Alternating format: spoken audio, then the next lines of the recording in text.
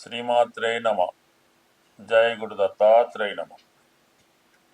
ఈ వీడియోలో మనం ఫిబ్రవరి 23 నుంచి ఏప్రిల్ 2వ తారీఖు మధ్యలో, అంటే సుమారుగా ఒక 39 రోజులు 40 రోజుల పాటు కుంభరాశిలో రాహు కుజ గ్రహాలు కలిసి సంచరించడం జరుగుతుంది. అయితే ఈ రెండు గ్రహాలతో పాటు ఒక బుధ శుక్ర రవి కూడా కొంతకాలం పాటు సంచరించడం జరుగుతుంది. అయితే ప్రధానంగా ఈ కుంభరాశిలో రాహు అన్నది స్వక్షేత్రం. అక్కడ ఈ సంవత్సరం అంతా డిసెంబరు నెలాఖరు వరకు అటు ఇటుగా రాహు కుంభరాశిలో సంచరిస్తూ ఉంటాడు. అయితే రాహుతో ఏ గ్రహం కలిసినా కూడా ఆ గ్రహ కారకత్వాల్ని రాహు స్వీకరించి తను ఇవ్వడం చేస్తూ ఉంటాడు. సో ఆ కారణం వల్ల ఏంటంటే, మరి ఈ కుజుడు స్వభావ సిద్ధంగా తీక్షణ గ్రహం, చాలా తీవ్రమైనటువంటి గ్రహం. అటువంటి కుజుడు మరి రాహుతో కలిసి ఉండడం వల్ల ఈ రాబోయే 40 రోజుల్లో కుజుని యొక్క కారకత్వాలు చాలా వరకు ఇబ్బంది పడడం జరుగుతూ ఉంటుంది. అంటే కుజుడు సంబంధించిన వాటి వరకు ఏంటంటే, సాధారణంగా వివాహ జీవితంలో ఉన్నటువంటి సమస్యలు, స్త్రీలకి భర్త యొక్క నడవడిక, భర్త యొక్క ఆరోగ్యం, యోగక్షేమాలు, అలాగే మిగతా వారికి ప్రమాదకరమైనటువంటి ప్రమాదాలు, అలాగే అన్నదమ్ములతో ఆస్తి సంబంధించినటువంటి విభేదాలు, అలాగే ప్రభుత్వ ఉద్యోగులకి ముఖ్యంగా ఈ పోలీస్ డిపార్ట్మెంటు, ఇన్కమ్ ట్యాక్స్, అంటే ఎవరైతే ఉత్సాహంగా అవుట్డోర్ వర్క్ చేస్తుంటారో యూనిఫామ్ వేసుకొని, వాళ్ళందరికీ కూడా కొంతవరకు ఈ అపకీర్తి, ఇబ్బందులు రావడం, ఉద్యోగపరమైన సమస్యలు రావడం జరుగుతుంటుంది. కొన్ని సందర్భాల్లో న్యాయ వ్యవస్థ మీద, లా అండ్ ఆర్డర్ మీద ఇబ్బంది కలుగుతూ ఉంటుంది. వాటి మీద తిరుగుబాటు చేయడం, ప్రభుత్వ విధానాలకి వ్యతిరేకంగా ప్రవర్తించడం, అలాగే సాధారణంగా వ్యక్తుల్లో నీతి నశిస్తూ ఉంటుంది, అవినీతి పరంగా వెళ్తూ ఉంటుంది. ఎవరైతే సన్మార్గంలో వెళ్తున్నారో వాళ్ళు ఇబ్బంది పడుతుంటారు. అలాగే దుర్మార్గంగా, అలాగే దారుణంగా రౌడీజం చేస్తూ, ఇతరుల ఆస్తి దోచుకుంటూ, ఇతరులకు ఇబ్బంది కలుగుతున్న వాళ్ళకి ఈ సమయంలో వాళ్ళకు అనుకూలంగా కొన్ని గ్రహాలు, ఈ రాహుగ్రహం పనిచేయడం జరుగుతూ ఉంటుంది. బట్ ఏదైనా రాహుతో ఏ గ్రహం కలిసినా ఆ గ్రహానికి సంబంధించినటువంటి కారకత్వాలు ఇబ్బంది పడడం జరుగుతూ ఉంటుంది. అలాగే ఒకరి జన్మజాతకం అనుకుందాం, ఉదాహరణకి ఈ రాహుతో కుజుడు కలిశాడు అంటే, స్త్రీల యొక్క జాతకం అయితే భర్త గారికి ఇబ్బంది కలగడం కానీ, నష్టం కలగడం కానీ, వ్యసనాలు పాలవడం కానీ జరుగుతూ ఉంటుంది. అదే శుక్రుడు రాహుతో కలిస్తే మగవారి జాతకంలో భార్యకి అనారోగ్యం కానీ, ధన నష్టం కానీ జరుగుతూ ఉంటుంది. అలాగే జాతకుడు నైతికంగా వ్యభిచార యోగం చేయడం, ఇతరుల మీద వ్యామోహం పెంచుకోవడం, ఈ విధంగా జరుగుతుంటుంది. బుధుడు రాహుతో కలిసినప్పుడు మరి జాతకుడు అన్యాయ మార్గంలో ధనం సంపాదించే ప్రయత్నం చేస్తుంటాడు. అలాగే బ్లాక్ మార్కెట్ చేయడం, డాక్యుమెంట్స్ తారుమారు చేయడం, ఫేక్ డాక్యుమెంట్లతో రుణాలు స్వీకరించడం, ఈ విధంగా ప్రజల్ని మాయ చేస్తూ ధనార్జన చేయడం జరుగుతూ ఉంటుంది. ఇక రవి కలిసినప్పుడు కొంతవరకు వ్యక్తిగతంగా ఆరోగ్యం దెబ్బతింటూ ఉంటుంది, మంచి నేమ్ అండ్ ఫేమ్కి దెబ్బ తగులుతూ ఉంటుంది. అందువల్లనే ఈ గ్రహణం ఏర్పడినప్పుడు ఏ రాశిలో గ్రహణం ఏర్పడితే ఆ రాశికి పరిహారం చేయడం జరుగుతూ ఉంటుంది. ఈ విధంగా రాహు తన ప్రభావాన్ని ప్రతి గ్రహం మీద చూపడం జరుగుతూ ఉంటుంది. ప్రస్తుతం ప్రధానంగా ఈ కుజుడికి రాహుకి ఇప్పుడు ఏర్పడినటువంటి సంయోగం ఇంచుమించుగా మనకి ఏప్రిల్ 2వ తారీఖు వరకు ఉంటుంది. కాబట్టి అప్పటి వరకు ఏ రాశి వారు ఎటువంటి జాగ్రత్తలు తీసుకోవాలి, వారికి వచ్చినటువంటి సమస్యల్ని ఏ విధంగా సాల్వ్ చేసుకోవాలి అన్నది మనం ఈ వీడియోలో పరిశీలించే ప్రయత్నం చేద్దాం. అయితే ఈ ప్రారంభంలో అంటే ఫిబ్రవరి 23 నుంచి ఏర్పడినటువంటి ఈ పంచగ్రహ కూటమిలో మనకి ప్రధానంగా మనం రెండే తీసుకున్నాం. అయితే మిగతా గ్రహాలు కూడా ఆ ప్రభావం అది ఉంటుంది. అయితే మిగతా గ్రహాల మీద రాహు యొక్క ప్రభావం ఉంటుంది తప్ప రాహు మీద ఈ గ్రహాలు ఏమి చేయలేవు. రాహు తన పని తాను చేసుకెళ్ళిపోతుంటాడు. అయితే ప్రధానంగా ఏమైందంటే గురువు యొక్క దృష్టి, మిథున రాశిలో ఉన్నటువంటి గురువు యొక్క దృష్టి ఈ కుంభరాశి మీద పడడం వల్ల ఏంటంటే చాలా వరకు వీటి యొక్క తీవ్రత తగ్గుతూ ఉంటుంది. చాలా వరకు మరీ ప్రమాదం రాకుండా చిన్న చిన్న సమస్యలతో పరిష్కారం అవడం జరుగుతూ ఉంటుంది. అయితే ఇది అందరికీ జరుగుతుందంటే కంపల్సరీగా కాదు. ఎవరైతే ఈ ఇబ్బందులు వచ్చినప్పుడు భగవంతుని యొక్క పూజా కార్యక్రమాలు కానీ పరిహారాలు కానీ లేదు భగవంతుణ్ణి గట్టిగా నమ్ముతారో వారు మాత్రం ఖచ్చితంగా ఈ సమస్యల నుంచి బయటపడడం జరుగుతూ ఉంటుంది. బట్ ఏదైనప్పటికి కూడా ఈ కుజుడు రాహు యొక్క కలయిక కొంతవరకు దేశ గోచారం మీద ప్రభావం చూపుతుంటుంది. పెద్ద పెద్ద ప్రమాదాలు యాక్సిడెంట్లు జరుగుతుంటాయి. ప్రభుత్వాలకు కూడా ఇబ్బంది కలిగే అవకాశం ఉంటుంది. స్వస్తి. శ్రీమాత్రే నమ. జయ గురు దత్తాత్రేయ నమ. ఈ వీడియోలో మనం ధనుసు రాశి వారికి తృతీయ స్థానంలో ఏర్పడినటువంటి రాహువు కుజ గ్రహాల కలయిక ఏ విధంగా ఉండబోతుంది అని పరిశీలించే ప్రయత్నం చేద్దాం. ఏదైనా రెండు పాపగ్రహాలు ఒక భావంలో కలిసినప్పుడు ఖచ్చితంగా ఆ భావానికి ఇబ్బంది పెట్టడం జరుగుతూ ఉంటుంది. మరి ఇదే పాపగ్రహాలు ఉపచయ స్థానాలైనటువంటి 3, 6, 10, 11 స్థానాల్లో కలిసినప్పుడు అది కొంతవరకు జాతకుడికి అభివృద్ధి కలుగుతూ ఉంటుంది. అయితే అది నెగిటివ్తో కూడుకున్నటువంటి అభివృద్ధిలా ఉంటుంది తప్ప పెర్ఫెక్ట్గా అయితే ఉండదు. ఇప్పుడు తృతీయ స్థానంలో కుజుడు రాహు కలిసి ఉన్నారు. జాతకుడు ఏదో ఒక పార్టీ టికెట్ కోసం ఏదైనా ఒక కాలేజీలో సీట్ ఏదో దానికోసం ట్రై చేస్తూ ఉంటాడు. దానికి వేరొకరు పోటీ పడడం జరుగుతూ ఉంటుంది. ఈ పోటీలో జాతకుడు తనతో ఎవరైతే పోటీ పడుతున్నారో వాళ్ళని ఏదో విధంగా నష్టపరిచి ఇబ్బంది పెట్టి ఆ పనిలో విజయం అన్నది సాధించడం జరుగుతూ ఉంటుంది. అంటే ఇతరులకు నష్టం రావడం జరుగుతూ ఉంటుంది.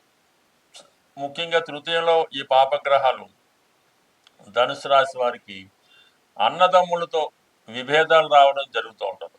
స్నేహితులతో ఇబ్బందులు వస్తూ ఉంటాయి. అంటే మీరు చేసే ప్రయత్నానికి మీ సొంత వారే అడ్డంకులు కల్పిస్తూ ఉంటారు, మిమ్మల్ని ఇబ్బంది పెడతా ఉంటారు అన్నమాట. అది జరుగుతూ ఉంటుంది.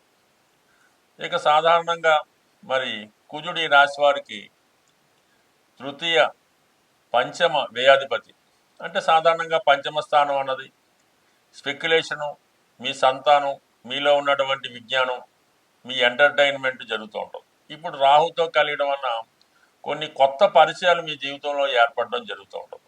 ఏదో ఆ కొత్త పరిచయంతో మీకు అలవాటు లేని పనులు ఏవో చేయడం జరుగుతూ ఉంటుంది.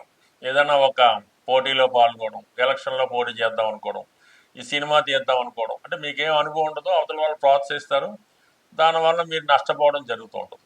ఏదో ఒక బలహీనతకి అట్రాక్ట్ అవుతూ ఉంటారు. అలాగే మీరు ఎవరినైతే బాగా ఇష్టపడుతుంటారో, ఎవరినైతే బాగా ప్రేమిస్తుంటారో వాళ్ళ ప్రవర్తనలో మీకు కొంత డౌట్ రావడం జరుగుతూ ఉంటుంది. వాళ్ళు మీకేదో అన్యాయం చేస్తున్నటువంటి భావన కలుగుతూ ఉంటుంది. దానివల్ల మీరు వాళ్ళు కూడా కొద్దిగా ప్రాబ్లమ్స్ క్రియేట్ చేసుకోవడం ఈ విధంగా కూడా జరుగుతూ ఉంటుంది. అలాగే కొంతమందికి ఎవరైతే కొద్దిగా వాహనాలు వేగంగా నడుపుతూ ఉంటారో, అలాగే బాగా రిస్క్తో కూడుకున్నటువంటి ఈ పోటీలు కొన్ని జరుగుతుంటాయి మధ్యకాలంలో. కార్ రేసింగ్లని, మోటార్ సైకిల్ రేసింగ్లని, ఇలా గుర్రాల మీద పందాలు, అడవి జంతువులతో ఫిజికల్గా యుద్ధం చేయడం ఇలాంటివి జరుగుతుంటాయి. అటువంటి వాటి వల్ల జాతకుడికి ప్రమాదం జరిగే అవకాశం ఉంది. అందువల్ల ఫిజికల్గా హర్ట్ అవ్వడం కానీ, దెబ్బలు తాగడం కానీ, గాయాలు పాలవడం కానీ జరిగే అవకాశం ఉంది. కాబట్టి సాహసమైనటువంటి వృత్తులు చేస్తున్న వాళ్ళు దూరంగా ఉండాలి. అలాగే ఎటువంటి అంటే అడవి జంతువుల వల్ల కూడా ఇబ్బంది ఉంటుంది. అంటే పూర్వకాలం అడవి జంతువులు ఉండేవి, ఇప్పుడు పెద్ద పెద్ద మోటార్ సైకిల్ వాహనాలు అయినప్పుడు కూడా కొన్ని సందర్భాల్లో ఇటువంటివి జరుగుతున్నాయి. కాబట్టి అటువంటి భయంకరమైనటువంటి అంటే అడవి జంతువుల వల్ల వాహనాల వల్ల, కొన్ని సందర్భాల్లో ఈ డాగ్స్ వాటి వల్ల కూడా నష్టం జరుగుతుంటుంది. కాబట్టి జాతకుడు వాటి విషయంలో జాగ్రత్తగా ఉండడం అనేది మంచిది.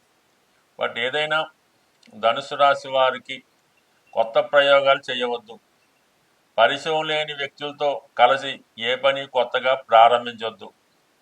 అలాగే ఎవరితో ఉన్నా కలిసి వెళ్ళినప్పుడు కానీ, ఎవరితో కొత్తగా అగ్రిమెంట్ చేసినప్పుడు కానీ, ఎక్కడైనా సంతకాలు పెట్టినప్పుడు కానీ, ఏదైనా ఎవరికైనా బ్లాంక్ చెక్కులు ఇచ్చినా, బ్లాంక్ ప్రో నోట్ మీద సంతకాలు పెట్టినా దానివల్ల ఇబ్బందులు కలగవచ్చు. కొన్ని కమ్యూనికేషన్స్ గ్యాప్ కూడా రావచ్చు.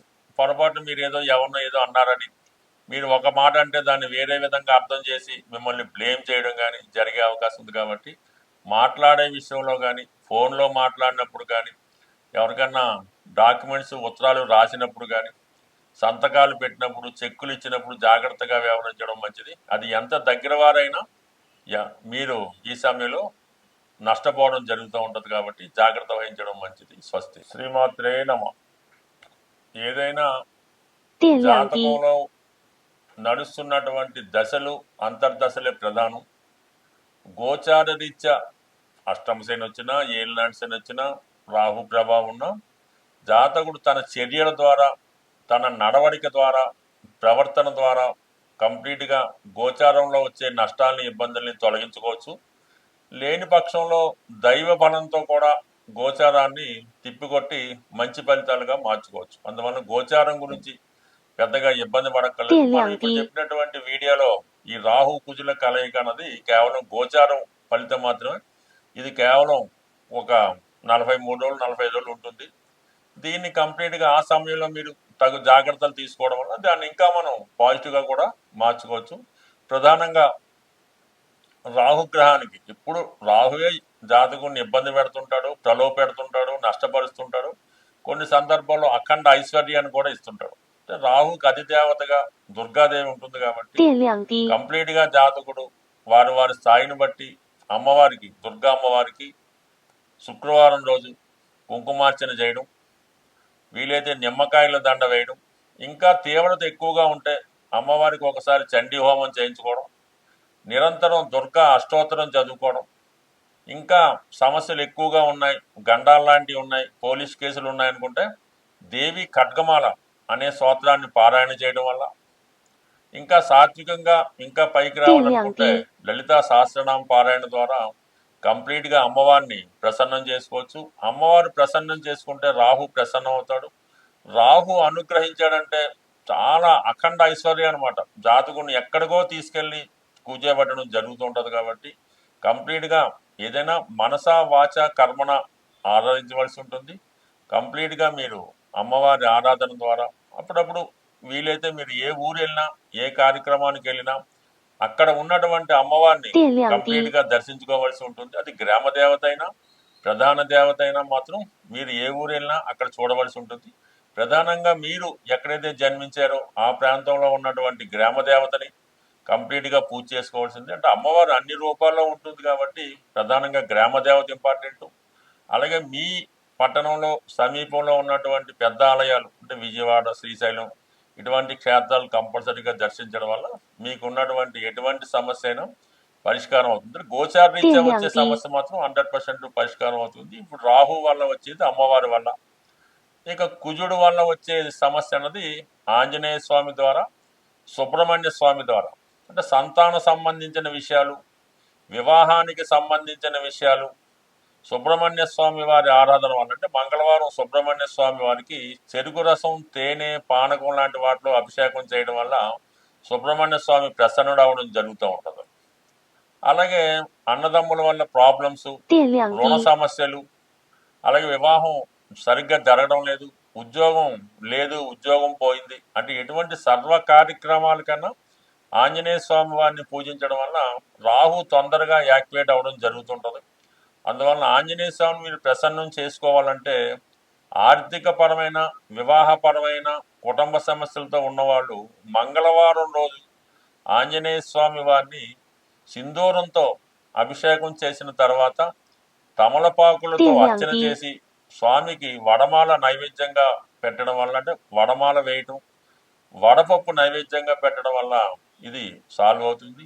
ఉద్యోగపరమైనటువంటి సమస్యలకు మాత్రం కంప్లీట్గా శనివారం రోజు శనివారం రోజు స్వామికి సింధూరంతో అభిషేకం చేసి దాని తర్వాత తమలపాకులతో అర్చన చేసి దాని తర్వాత స్వామికి పులిహార నైవేద్యం పెట్టడం వల్ల కానీ గారెలు నైవేద్యంగా పెట్టడం వల్ల కంప్లీట్గా మీ యొక్క సమస్య అన్నది పరిష్కారం అవుతుంది. ఇది కొంతవరకు సాధారణ వ్యక్తులు చేసుకునే సమస్యలు.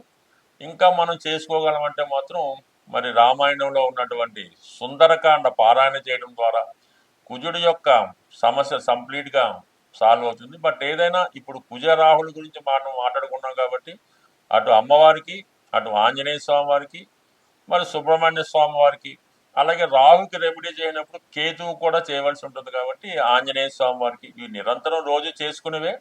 అయితే పర్టికులర్గా కొంత ఎక్స్ట్రాగా చేయడం వల్ల ఏంటంటే ఆ గ్రహాలు ప్రత్యేకంగా అవి అందడం వల్ల ఆ గ్రహాలు పరిహారం అయి మనకి మంచి ఎనర్జీని ఇవ్వడం జరుగుతూ ఉంటుంది. స్వస్తి.